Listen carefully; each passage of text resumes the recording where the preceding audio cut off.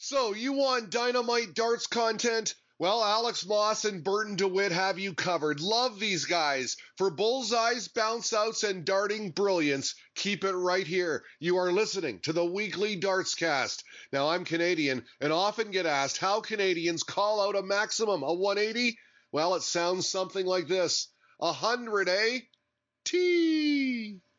Hello and welcome to a special bonus episode of the Weekly Dartscast. Alex Moss here, joined as always by darts statistician and a man who's just seen Middlesbrough win the Premier League, Burton DeWitt. How are you doing? And science said it couldn't be done, and money said it couldn't be done, and I still don't believe it can be done in football, but it did happen in darts. I'm doing fantastic. How are you, Alex? I'm doing very good, thank you. And yeah, we said on our last episode we'd try and bring out another episode this week looking back on the Premier League. We're talking just moments after Glen Durrant has won his first big PDC title, 11-8 win against Nathan Aspinall in the final tonight at the Ricoh Arena in Coventry. We spoke about Glen Durrant a lot on this show over the years. He's now won the biggest title in his PDC career so far. What does this mean for his career and his legacy? Yeah, and you look back, and when we started this show almost 4 years ago now, it was just a week or two. I think we recorded our practice run right after he lifted his first Lakeside title. We had our first actual episode just a couple weeks after he lifted that title. We've talked about him significantly since over those 4 years. But one of the big talking points for the longest time was how would he do in the PDC? And we both were in agreement he would make it. Well, now he's been in the PDC for 2 years almost. And the one thing still missing was that major breakthrough. He's not a 25-year-old kid. He's almost 50. His amount of time at the top of the game is much shorter than someone like his opponent, Nathan Aspinall, who might have had his breakthrough in the PDC at around the same time as Glenn started to have his breakthrough, but you'd expect we'll have a couple more decades at the top of his game. So Duzza did not have nearly as much time to get his PDC major title. And I think for his legacy, he needed it. He was still going to be a three-time world champion. He was still going to be a three-time back-to-back world champion, a winner of 9 BDO major titles. And that puts him among the all-time greats in any code in darts, and male or female, and I'm including soft tip or steel tip. That alone is a CV that puts him among the elite. But to get a Premier League title, to become only the third person ever to top the Premier League table, and to do it in a year where in many ways it's probably the most difficult because of how spread out it would be, and we'll get to that in a second, and how all the complications around the world, to do it with that and with the pressure, especially today, of having to go into a semifinal, having lost 5 previous, I think it cements himself as one of the greats of all time. Not on that same level as Michael Van Gerwen or Phil Taylor, who have multiple of these titles. Not even on the same as the man he beat in the semifinals, in Gary Anderson, who has 2 world titles, 50 PDC titles, and is arguably one of the 5 or 6 best of all time. He's not on that level yet. He'll need to win a lot more, but it does put him in that next tier, in that second tier of players who you can say are among the all-time greats. They're not at that, that, to use an American parlance, the Mount Rushmore of darts, but they're the people that you can then throw out once you finish naming those 4 or 5, and really no one can say you don't have an argument.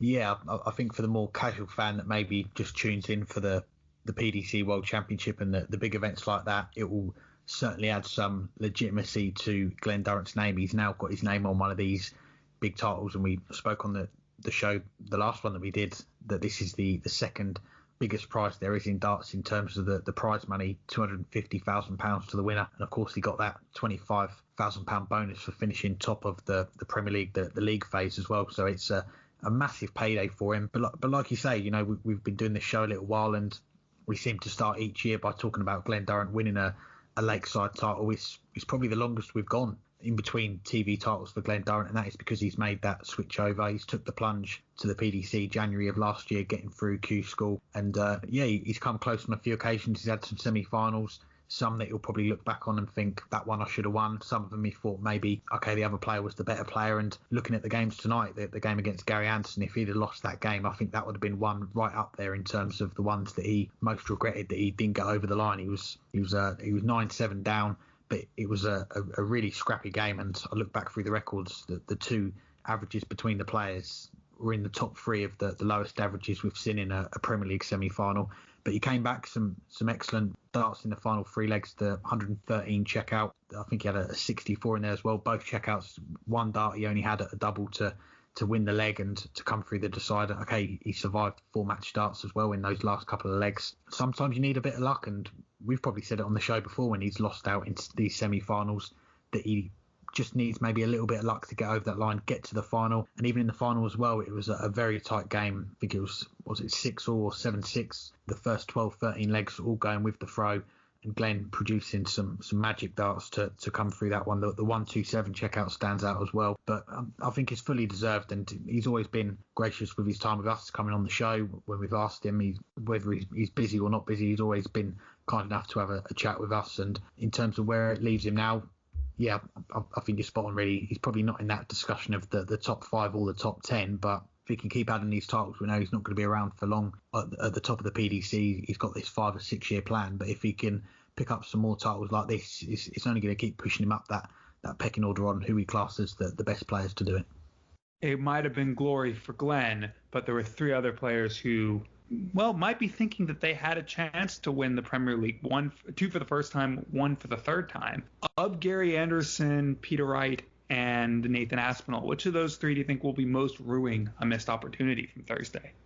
That is a hard one. And like you say, I think you can make a genuine case for all 3. I think all 3 they might be driving home now when we're recording this, or they might be staying over in Coventry. But regardless, they'll be thinking that tonight was a very big opportunity that they've missed to get their name on this Premier League title. Gary Anderson, as you say, he was the only one that had won this title before. He'd won it twice before.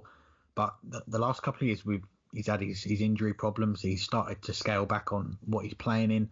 They do carry on with the fixtures outside of the UK. Will he be travelling to them if he carries on his stance that he doesn't want to go outside of the UK, doesn't want to get on planes? Then that is going to rule him out of the Premier League. So I know it's still a long way to go before we get to that point, but he might miss out next year, and we might have more contenders come through, and this might be the last time we see him in a Premier League. You never know. The other 2 players, Peter Wright came in. We spoke to him a couple of days ago. He was very bullish about his chances of going all the way and lifting the title. Didn't quite happen for him tonight. Didn't really get going. He had a lot of darts that were spraying around in the 1s and the 5s. Wasn't his best performance. Nathan Aspinall in the final, as we said, is 2 debutants getting to the final, and I think he's going to be at that top level of the game for a lot more years to come. So I'll probably rule him out. I'll probably will go with Gary Anderson though, but I think it is very tight between Gary and Peter for who will be the most disappointed looking back on it in years to come. I'm going to go in the opposite direction. I'm going to go with Nathan Aspinall. To start with Gary, the reason I don't think he'll be ruining it the most, he'll definitely be ruining the fact that he missed 3 match darts and saw a 9-7 lead disappear in the semifinals. But he also probably will have to be thinking he didn't deserve to be anywhere near the finishing line in that match. It was, as you mentioned in the previous question, 2 of the 3 lowest averages ever in a Premier League semifinal. It was really just a poor match, and he'll, if he got in over the line, he'd be thinking, okay, how did I win that? I'm in the final now. Okay. I don't think him having lost that match can really say he's ruining a missed opportunity, because if his opponent was even half on form in the match, he would have lost 10-4 playing like that, or 10-3. Peter Wright, he didn't do much wrong.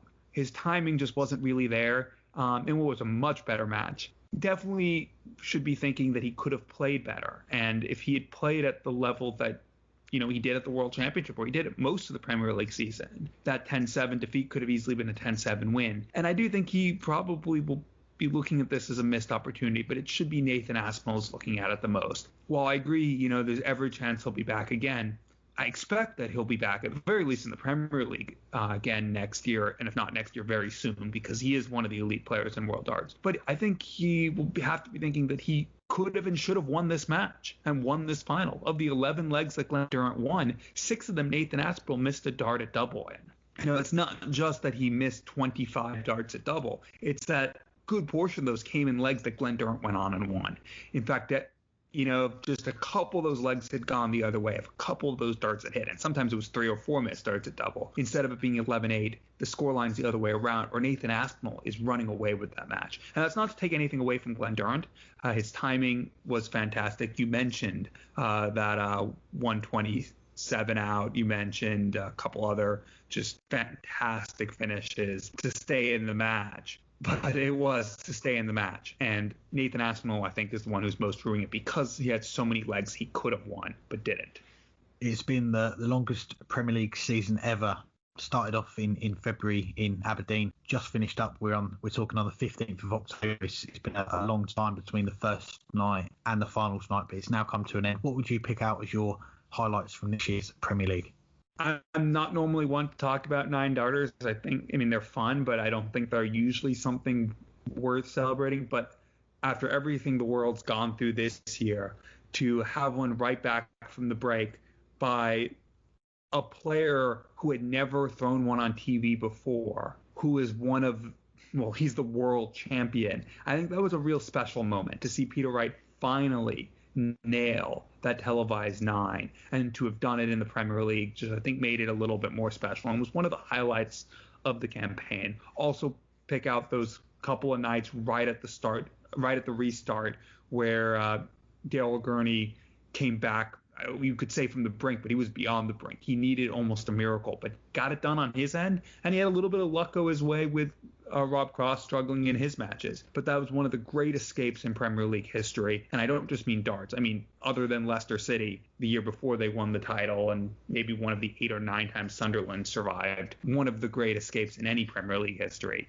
by Daryl Gurney. I think those were some of the big highlights. Also, of course, we've been singing his praises tonight. We can't not sing it on this question. Glen Durrant and Nathan Aspinall getting to the playoffs in their debut season, but Glen Durrant being able to ride it out and be on top pretty much all throughout. Okay, he struggled at the end of the campaign, but there wasn't really pressure on him. He had clinched his spot with a few rounds to go in the 4, and basically clinched finishing on top with a couple nights to spare. There wasn't pressure on him, so you can write off his poor finish to the league campaign, but to top the table on debut and for Nathan Aspinall to finish 3rd on debut, I think were also some of the things that I'll remember.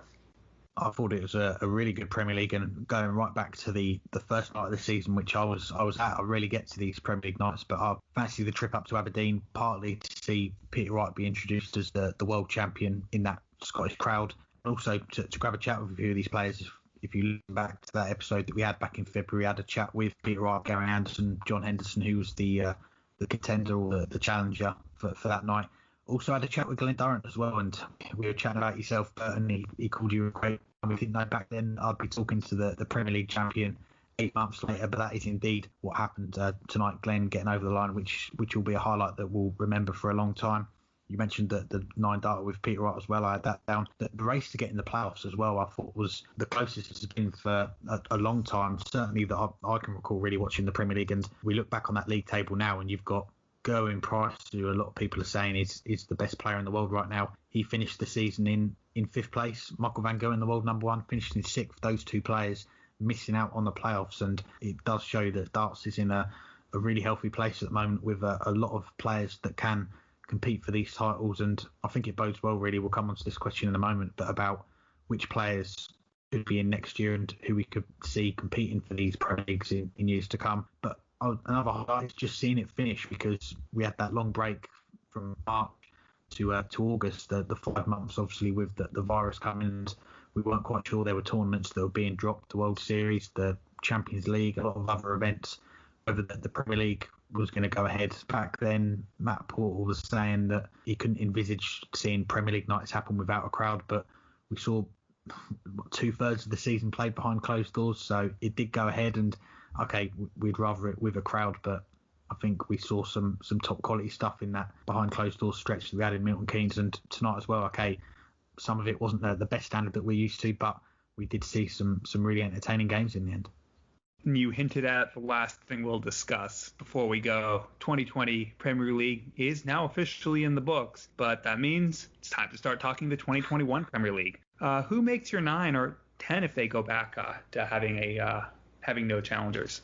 In a usual year, we'd be talking about this for 5 months now, because the finals would have been in May. But yeah, this is the first time really that we can talk about who could be in the field for next year. And it is a difficult one to answer, because, okay, the dates are out for next year. It is a difficult one at the moment, because we're not sure whether we're going to get the crowds in for these events and whether we're going to see the challengers come back for next year. They've had 2 years now. I've got down 10 names here that are based on whether it's going to go back to 10 players. I've got Michael Van Gerwen, Peter Wright, Gerwyn Price. There's 2 finalists tonight, Nathan Aspinall, Glen Durrant, Gary Anderson, Rob Cross, Michael Smith, Dimitri Van der Bergen and Daryl Gurney. But I think there's going to be a few changes to that list that I've given you there, because we've got 5 big events coming up over the next 2 months: the European Championship, World Cup, Grand Slam, Players Championship finals, and then the big one, the World Championship. And I think there's quite a few players that are going to be in those events that, if they go on a deep run, will put themselves right in the conversation. The likes of Christoph Ratajski, I think, has got to give himself a chance. Simon Whitlock, I know he's been a little bit up and down, but he's had a semi-final of the World Grand Prix, quarter-final of the World Match Play, 2 really impressive performances to beat Michael Van Gerwen on TV this year. If he can go on a big run, he could be one to maybe look out for.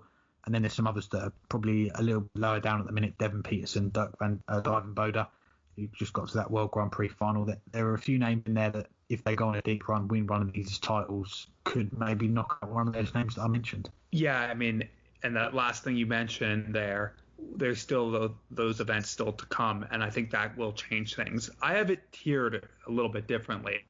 I have 5 players who you can say are going to be in full stop next year. Michael Van Gerwen, Gerwyn Price, Peter Wright is the top 3 right now in the world. Obviously, that order could still change. Any one of them could be number 1. They'll all be in next year. That's guaranteed. Glen Durrant, because he's won this, he'll be in next year. And Dimitri Van der Bergen is the world match play champion, top 12 player now in the world, likely finish the year in the top 10. Those 5 are guaranteed. I think Gary Anderson almost assuredly will be in next year if he wants to be. I think Nathan Aspinall, having reached the final, almost assuredly will be in next year, but could get knocked out if we see a lot of unique winners over the remaining televised events. I don't know who else is in beyond that. I think Rob Cross is probably currently in as the next player, and possibly still in the top 4 in the world after the World Championships. But I don't think he's guaranteed. And the form he's been in this year makes him very suspect if he does drop out of the top 4 in the post-World Championship race, that is, about whether he'll be selected. I mentioned Daryl Gurney as well. I don't know if he still gets in next year. Michael Smith, I'm not sure. I think it's really wide open right now for those last 3 spots. The names you mentioned, Ratajski, Devon Peterson, I think are right outside and have every chance, but it will take a big run on TV for both of them. They've done it off the TV cameras. They haven't yet done it on TV, although they've done it on the European tour. If they can get a big run, not even it doesn't have to be at Worlds, but any of the remaining televised events, I think they could sneak in, but I'm not sure. There's 7 that I think are likely to be in. Beyond that, it is really wide open, and don't throw out like a Dave Chisnell or a James Wade to get back in after having fallen out as well. So I don't know. I'm not going to give you my full list, because right now I really don't think there is a full list. I think there's so much to play for so many players right now. Anything else for this midweek? Well, I almost forgot to mention it, but of course our Premier League Prediction League between us, the battle of the co-hosts, came to an end, and unfortunately for you, Burton, you finished runner-up again this year. It's a win for me. We went into the final night 61-55 to me, and very unlucky, I've got to say, because you got all 3 results spot on. Glen Durrant to win the first game, you had Nathan Aspinall to win the second game, and Glen to win the title if it was those 2, but you were just 1 leg short on all 3 of the games, which meant that going into that final, I had an unassailable lead, so I didn't bother putting in a prediction for the final, and it finishes 64-59 to me. I am the back-to-back Premier League Prediction League champion among the co-hosts. Didn't win the whole thing this year, thought I'd give it to someone else. Well done to everyone who played in our Prediction League, and I'm sure I'll be going for the hat-trick next year. Won't be winning it next year, though. I'm going for the draw. I need those bonus points.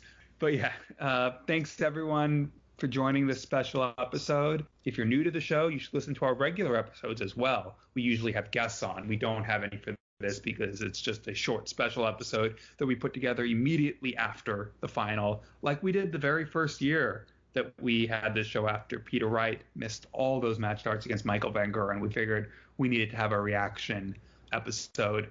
It's 2020 now. The world is not in a great place, so we figure why not give you a reaction video, episode to the final. But we'll be back next week. I might not be. I probably am going to have to take the week off, but we'll have a special guest co-host joining Alex. Thanks to all our sponsors. Hang tight until we're back.